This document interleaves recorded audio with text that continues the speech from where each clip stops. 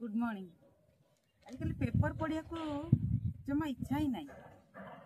आगु news paper जो पढ़िले ज्ञान आहरण होता जो कथाटा थिला किंतु पेपर पढ़िले केवल नेगेटिव जिनस पाइबा ना आ किछि ना खबर कहले गोटे जिनस किछि ना ये जो डेली डेली 2022 रु बोधे चली युद्ध बुझी पारुनी जो युद्ध जो माने करूँ तो मूर्ख नुहति बहुत बहुत ज्ञानर अधिकारी से किंतु से कि प्रकार ज्ञान पृथ्वी जे दिने शेष हो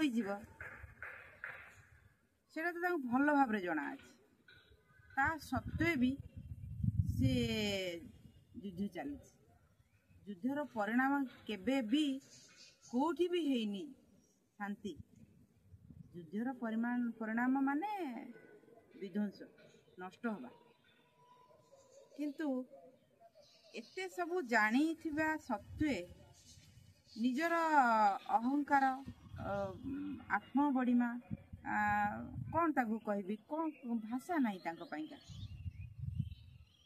केते लोक मरुचंती जलवायुर अवस्था जहाँ हेलानी बंचिवा कष्टकर हो गलानी से भी कष्ट पाते तार अर्थ नुह जे से युद्ध करके आत्मसंतोष लाभ करते सेटा भी नुहे से जानुचंती जे तांकर क्षति होची समग्र विश्वर क्षति होता सत्वे भी माने निज निज जिद्रे समझ अटल ये को प्रकार ज्ञानी गुणी लोक एमाने देश चलाउछंती राष्ट्र चलाउछंती मु बुझिपारनी ता अपेक्षा साधारण मूल्यटे तो बहुत मुंड अच्छी तार सी तो भावुची गोटे किसी भूल करदेले थरे भाविब मु ए भूलटा करदेली कहार क्षति हो गला बोली किंतु जो माने राष्ट्र निर्माता गढ़ुचंती काले देशर शासक राष्ट्रर शासक से माने थरेटे भी बोधे भावुना जे आर परिणाम कौन हम से भूखंड थी से भूखंड भी रहुनी धीरे धीरे जलवायु परिवर्तन जो भौगोलिक मानचित्र भी बदल जाऊँ पृथ्वीर वर्तमान अवस्था जहाँ जो रेट रे ग्लासीयर तरलुची पृथ्वी जे दिने संपूर्ण जलमग्न हो भाबार कि निश्चित हम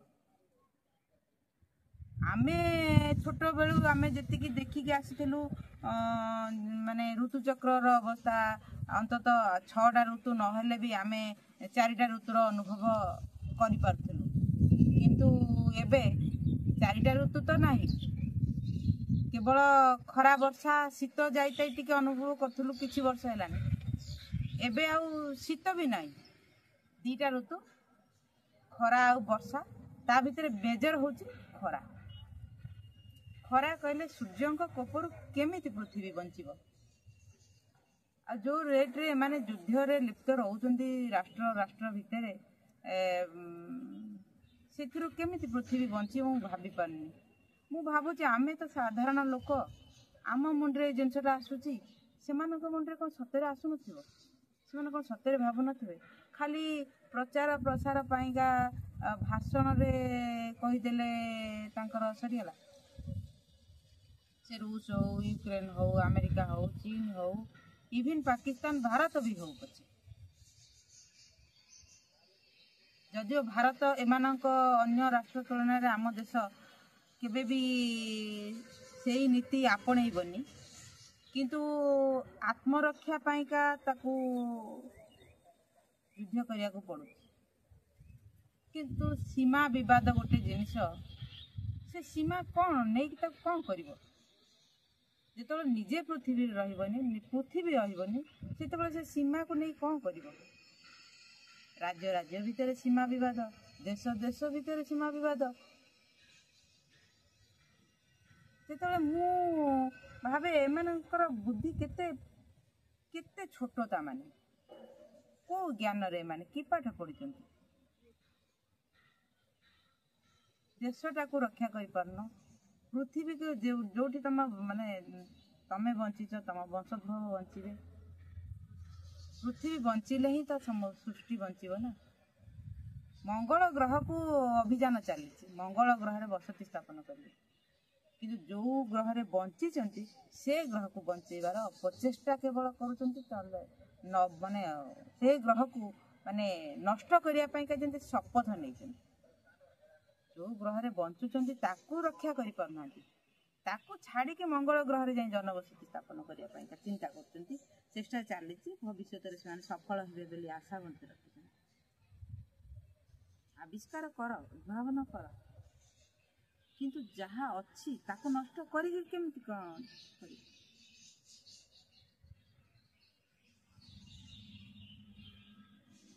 ବେଳେବେଳେ ଭାବିଲେ ସବୁ କିଛି ବହୁତ ଶୂନ୍ୟ ଲାଗୁଛି ଯେ କାହିଁକି କେତେଟା ଦିନେ ଆମ ପିଢ଼ି ତ ହଁ ଅନ୍ତତଃ ଆମେ ତ ବଞ୍ଚିଗଲୁ, ପର ପିଢ଼ି ସତରେ ବଞ୍ଚିପାରିବେ? ତାଙ୍କ ପାଇଁ ନା ରହିବା ପାଇଁକା ଜାଗା ଥିବ, ନା ନିଶ୍ୱାସ ନେବା ପାଇଁକା ପବନ ଥିବ, ନା ବିଶୁଦ୍ଧ ପାନୀୟ ଥିବ, କିଛି ବି ନଥିବ। ଏସବୁ ସେମାନେ ଜାଣିଛନ୍ତି। ତମେ ବି କାହାର ପୁଅ, କାହାର ଝିଅ, କାହାର ଭଉଣୀ, କାହାର ମା, ଯେଉଁମାନେ ସବୁ ନେତୃବୃନ୍ଦ ଅଛନ୍ତି, ଯେଉଁ ଜିନିଷଟା ତମେ ଅନ୍ୟମାନଙ୍କ ପାଇଁକା କରୁଛ ସେଇଟା ଯେତେବେଳେ ନିଜ କ୍ଷେତ୍ରରେ ଘଟିବ ସେ କଥା ଥରେ ବି ଭାବିବେନି।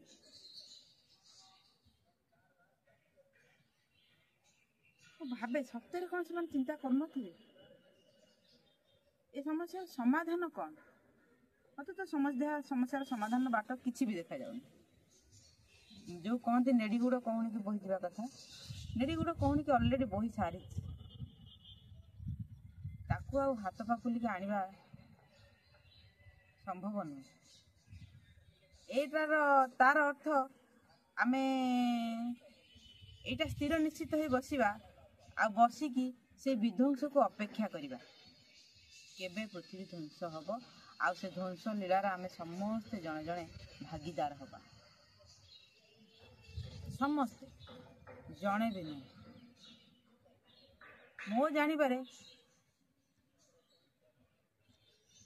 ପୃଥିବୀକୁ ରକ୍ଷାକର୍ତ୍ତା ବୋଲି ଆମେ ସେଇମାନଙ୍କୁ କହିବା ଯେଉଁମାନେ ଯୁଦ୍ଧ ବଦଳରେ ଶାନ୍ତି ଚାହୁଁଛନ୍ତି ନୁହଁ, ଶାନ୍ତିର କାମ କରୁଛନ୍ତି। ଶାନ୍ତିର କାମ ଅର୍ଥ ପୃଥିବୀକୁ ବଞ୍ଚିବା ପାଇଁକା ପ୍ରଥମତଃ ତାର ସବୁଜିମା ଦରକାର। ପୃଥିବୀକୁ ବଞ୍ଚିବାକୁ ହେଲେ ତାର ସବୁଜିମା ଦରକାର, ଗଛଲତା ଦରକାର। ପେପରରେ ପଢ଼େ କି ଟିଭିରେ ଦେଖେ କି ଯେଉଁଥିରେ ଦେଖେ, ଯେଉଁମାନେ ଗଛ ଲଗାନ୍ତି ଆପେ ଆପେ ସେମାନଙ୍କ ପାଦ ତଳେ ମୁଣ୍ଡ ନଇଁଯାଏ। ତାଙ୍କ ମାନେ ଅଜାଣତରେ ତାଙ୍କ ପ୍ରତି ଗୋଟେ ପ୍ରକାର ମୋର ମାନେ ସେମାନଙ୍କ ପ୍ରତି ମୋର ବହୁତ ଦୁର୍ବଳତା। ଗଛ ଯେଉଁମାନେ ଲଗାନ୍ତି, ଯେଉଁ ମରୁଭୂମିକୁ ଗଛ ଲଗେଇକି ବି ବହୁତ ଉଦାହରଣ ଅଛି। ମରୁଭୂମିକୁ ବି ଗଛ ଲଗେଇକି ସବୁଜିମାରେ ଭରପୁର କରିଦେଇଛନ୍ତି। ସେଇ ସବୁ ଖବର ଟିକେ ଟିକେ ଆଶା ରଖେ, ଆଶା ସଞ୍ଚାର କରେ। କିନ୍ତୁ ଗୁଣ୍ଡୁଚି ମୂଷା ଯେମିତି ବାଲି ଝାଡ଼ିଲା ଭଳିଆ ତାଙ୍କର କାମ। ସେଥିରେ କ'ଣ ଏ ସମୁଦ୍ରକୁ ଏ ସିନ୍ଧୁକୁ ପାର କରି ହେବ? ବିଧ୍ୱଂସର ଯେଉଁ ସିନ୍ଧୁ, ଯେଉଁ ଧ୍ୱଂସର ଲୀଳା ଚାଲିଛି ବର୍ତ୍ତମାନ, ସେଥିରେ କ'ଣ ସେତିକିରେ ହେଇଯିବ? କାହିଁକି ମୁଁ ଯୁଦ୍ଧ କରିବି? କାହିଁକି ଯୁଦ୍ଧ ଆମେ କରିବା? ଗୋଟିଏ କାରଣ ତ ସୀମା ବିବାଦ। ଆଉ ତ କାହିଁ ମୋତେ ଲାଗୁନି ଆଉ ଗୋଟିଏ ରାଷ୍ଟ୍ର ମୁଖ୍ୟ ବଦଳୁଛନ୍ତି। ଗୋଟିଏ ପରେ କେତେ ବର୍ଷ ପରେ ପ୍ରତ୍ୟେକ ଦେଶର ଅଲଗା ଅଲଗା ନୀତି ନିୟମ, ରାଷ୍ଟ୍ର ମୁଖ୍ୟ ବଦଳୁଛନ୍ତି, କିନ୍ତୁ ସେ ଭୂଖଣ୍ଡ ପଡ଼ିକି ରହିଛି। ସେ ଭୂଖଣ୍ଡ ଧୀରେ ଧୀରେ କ୍ଷୟପ୍ରାପ୍ତ ହେଉଛି, କିନ୍ତୁ ଚିନ୍ତାଧାରା ଆମର ବଦଳୁନି। ରାଷ୍ଟ୍ର ମୁଖ୍ୟ ବଦଳୁଛନ୍ତି, ଚିନ୍ତାଧାରା ବଦଳୁନି। ତାହେଲେ ପୃଥିବୀ କେମିତି ବଞ୍ଚିବ? ସକାଳୁ ଉଠିଲେ ସମସ୍ତେ ନିଜ ନିଜର କର୍ମପଥରେ ଚାଲି ଯାଉଛନ୍ତି। ସବୁ ଠିକ୍ ଅଛି, ସବୁ କାମ ଚାଲିଛି, ସବୁ ଠିକ୍ ଅଛି, କିନ୍ତୁ ଯେତେବେଳେ ଏଇ ଜିନିଷଟା ମୁଣ୍ଡରେ ପଶି ଯାଉଛି ନା, କିଛି କାମ କରିବାକୁ ଇଚ୍ଛା ହଉନି। ମାନେ କେମିତି ଲାଗୁଛି ଆମେ ତ କିଛି କରିପାରିବୁନୁ, ଖାଲି ରାମ୍ପୁଡ଼ି କାମୁଡ଼ି ହେବା କଥା, ନହେଲେ ଆଉ କିଛି ନାହିଁ। ଯେତେବେଳେ ଯେଉଁମାନେ କରିପାରିବେ, ଯେଉଁମାନେ ରାଷ୍ଟ୍ର ମୁଖ୍ୟ ହୁଅନ୍ତୁ ବା ଯେଉଁମାନେ ନେତୃତ୍ୱ ନେଉଛନ୍ତି, ସେମାନେ ଯେତେବେଳେ ମାନେ ବାଛି ନେଇଛନ୍ତି, ସ୍ଥିର କରି ନେଇଛନ୍ତି ଆମେ ସୃଷ୍ଟିକୁ ଧ୍ୱଂସ କରିବୁ ବୋଲି, ସେତେବେଳେ ତମ ଆମ ଭଳି ସାଧାରଣ ଲୋକ କ'ଣ କରିପାରିବେ?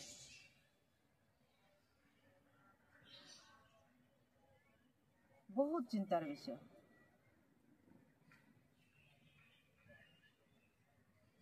ବହୁତ ସମୟରେ ଯେମିତିକି ଗୋଟେ ବିଧି ନିର୍ଦ୍ଦିଷ୍ଟ, ଏଇଟା ହବ ହିଁ ହବ। ଆମର ଓଡ଼ିଆରେ ବହୁତ ଗୁଡ଼ାକ ଅଛି, ଯେମିତିକି ମାଳିକା ଅଛି, ମହାଭାରତ ଅଛି ବା ବେଦ ପୁରାଣ ଯାହା ସବୁ ଅଛି, ସେଥିରେ ଏଇସବୁ ଅବସ୍ଥା ଦେଖିକି ସେଥିରୁ ସବୁ ଲୋକ କହୁଛନ୍ତି ଯେ ମାଳିକାରେ ଲେଖା ଅଛି ମାନେ ଏଇଆ ହବ, ଆଉ ଏଇଆ ହେଉଛି ମଧ୍ୟ। ଯେତେବେଳେ ହେଉଛି ସେମାନେ ସେଟାକୁ ପ୍ରମାଣ ଦେଖାଉଛନ୍ତି, ଏଇ ଦେଖ ଏଇ ମାଳିକାରେ ଏଇଟା ଲେଖା ହେଇଥିଲା, ଏଇଟା ହବ। ତାହେଲେ କ'ଣ ଈଶ୍ୱର ସୃଷ୍ଟିକୁ, ପୃଥିବୀକୁ ସୃଷ୍ଟି କରିଥିଲେ ଧ୍ୱଂସ ପାଇଁକା? ସେମିତି ତ ହେଇନଥିବ। ଈଶ୍ୱର ତାଙ୍କ ସୃଷ୍ଟିକୁ ଧ୍ୱଂସ କରିବା ପାଇଁ ସୃଷ୍ଟି କରିଥିଲେ? ଈଶ୍ୱର ସୃଷ୍ଟିକୁ ସୃଷ୍ଟି କରିଦେଇଥିଲେ, ମନୁଷ୍ୟ ହାତରେ ତାର ଉତ୍ତରଦାୟିତ୍ୱ ଦେଇଥିଲେ ପୃଥିବୀକୁ ସୁନ୍ଦର ଭାବରେ ଗଢ଼ିବା ପାଇଁ, ସଜେଇକି ରଖିବା ପାଇଁ। ତା ମୁଣ୍ଡରେ ବୁଦ୍ଧି ଦେଇଥିଲେ, ବିବେକ ଦେଇଥିଲେ, କିନ୍ତୁ ସେଇ ବୁଦ୍ଧି ବିବେକ ଜ୍ଞାନର ମନୁଷ୍ୟ ଏମିତି ଅପବ୍ୟବହାର କରିବ ବୋଲି ମୁଁ ଭାବୁଛି ଈଶ୍ୱର ବୋଧେ ଦେଖିକି ଭାବୁଥିବେ ଯେ ସତରେ ମନୁଷ୍ୟ ନିଜ ଗୋଡ଼ରେ ନିଜେ କୁରାଢ଼ି ମାରିବା ପାଇଁ କେତେ ଆଗ୍ରହ, କେତେ ବ୍ୟଗ୍ର।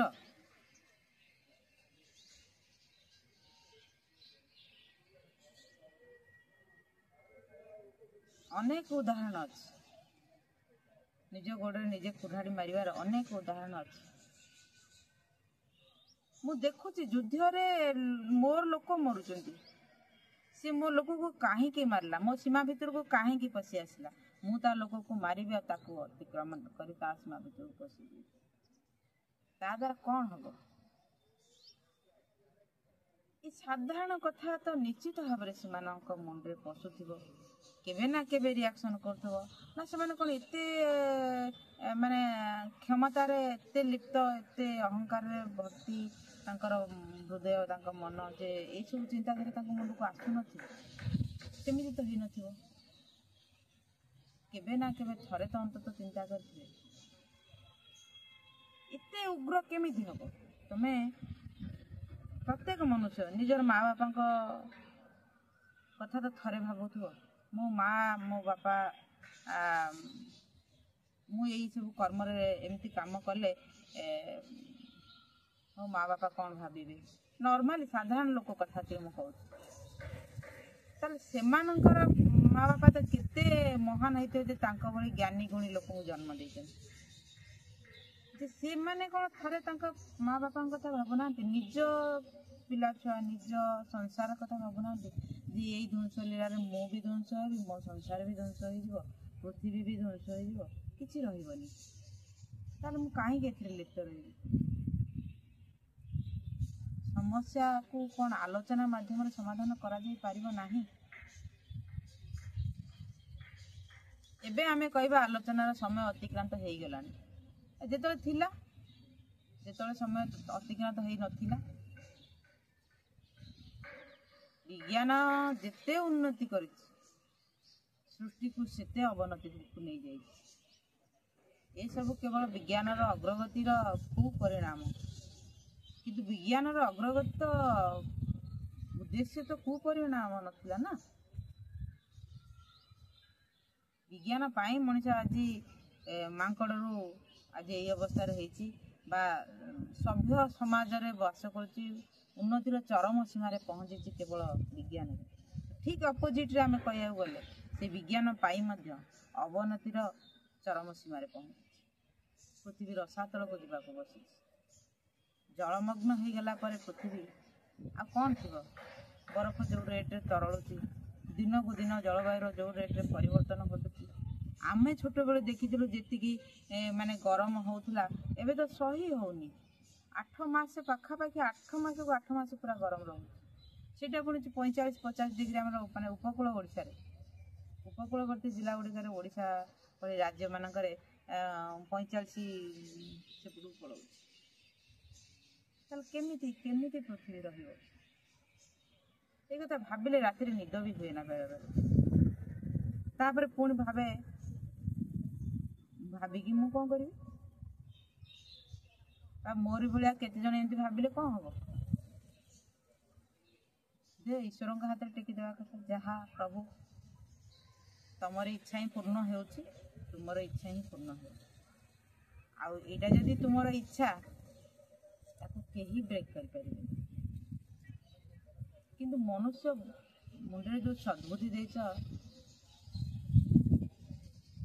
ଭାବେ ବେଳେବେଳେ ମା ସରସ୍ୱତୀ କେବେ କାହା କଣ୍ଠରେ ଟିକେ ବସିକି, ଏମାନଙ୍କ କଣ୍ଠରେ ଟିକେ ବସିକି ମତ ପରିବର୍ତ୍ତନ କରିଦିଅନ୍ତେନି। ଏମାନେ ଯେଉଁ ଧ୍ୱଂସର ପରିବର୍ତ୍ତନ, ମାନେ ଧ୍ୱଂସର ଲୀଳା ଚଲେଇଛନ୍ତି, ତାଙ୍କ ଭିତରୁ ସେଇ ମୁଖ୍ୟମାନଙ୍କ କଣ୍ଠରେ ବସି କେବେ କହିଦିଅନ୍ତେନି ଯେ ସମସ୍ୟାର ସମାଧାନ ଆମେ ଆଲୋଚନା ମାଧ୍ୟମରେ କରିବା, ଏଇଆ କ୍ଷତି ଆମର ହେଉଛି, ଆମେ ତ ଜାଣିଛେ। କି ଏସବୁ ବାଚଳାମି ନା, ପାଗଳ ପ୍ରାୟ ମୁଁ ଗପୁଛି। କିନ୍ତୁ ପେପର ସେଇଥିପାଇଁ ମୁଁ ପଢ଼େ ନା। ଯେବେ ବି ପଢ଼େ ମୁଣ୍ଡରେ ଏମିତିଆ ସବୁ ଚିନ୍ତାଧାରା ପଶେ। ଭଲ ଖବର ତ ନାହିଁ, ଟିଭି ଖୋଲିଲେ ଭଲ ଖବର ନାହିଁ, ମୋବାଇଲ ଖୋଲିଲେ ଭଲ ଖବର ନାହିଁ, ପେପର ଖୋଲିଲେ ଭଲ ଖବର ନାହିଁ। ମୁଁ ଖୋଜି ବାହାର କରିବି ଭଲ ନ୍ୟୁଜ୍ କେଉଁଟା ଅଛି, ସେଇଆକୁ ଦେଖିବି। ନାଇଁ ତ ନାହିଁ, ଇଚ୍ଛା ନଥାଏ ପେପର ପଢ଼ିବା ପାଇଁକା। ଆଜି ବହୁତ କଥା କହିଲେଣି, ମୁଣ୍ଡଟା ବି ବହୁତ ଓଜନ ଲାଗୁଛି। ତେବେ ମୁଁ ଭାବୁଛି ଯାହା ମୋ ମୁଣ୍ଡରେ ଯେଉଁଟା ପଶିଲା ସେମିତି ସେଇଟା ବି ଆପଣମାନଙ୍କ ମୁଣ୍ଡରେ ନିଶ୍ଚିତ ଭାବରେ ପଶୁଥିବ। ଆପଣ ଯେମିତି ଅସହାୟ, ମୁଁ ବି ସେମିତି ଅସହାୟ। ବହୁତ କିଛି କଥା କହିଦେଲିଣି। ଯଦି ମୋ କଥା ଗୁଡ଼ାକ ଆପଣମାନଙ୍କୁ ବେଶୀ ଓଜନିଆ କରିଦେଇଥାଏ, ବା କିଛି କଷ୍ଟ ଦେଇଥାଏ, ବା କିଛି ଦୁଃଖ ଦେଇଥାଏ, ମୋତେ କ୍ଷମା କରିବେ। ସେ ବହୁତ ଦିନରୁ ଇଚ୍ଛା ଥିଲା ଏମିତି କିଛି କହିବା ପାଇଁକା। କହିଲେ ମୁଁ ସରିବନି, ଏତିକି ନାହିଁ। ମୁଁ କହୁଥିବି ଯଦି ମାନେ ଭିତରେ ଏତେ କ୍ଷୋଭ ଅଛି, ସେଇଟା ଯଦି କହି ବସିବି ଦିନ ପରେ ରାତି ବିତିଯିବ, କିନ୍ତୁ ସରିବନି। ଏତେ କ୍ଷୋଭ ଅଛି, କିନ୍ତୁ କହିକିରି କ'ଣ ଲାଭ ଅଛି?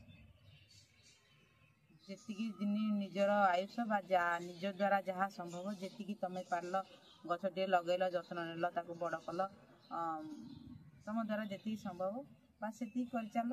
ତେଣିକି ଈଶ୍ୱରଙ୍କ ଇଚ୍ଛା, ତାଙ୍କର ଇଚ୍ଛା ହିଁ ପୂର୍ଣ୍ଣ ହେଉଛି, ତାଙ୍କର ଇଚ୍ଛା ହିଁ ପୂର୍ଣ୍ଣ। ବାସ୍ ଏତିକି କହିକି ରହୁଛି। ନମସ୍କାର।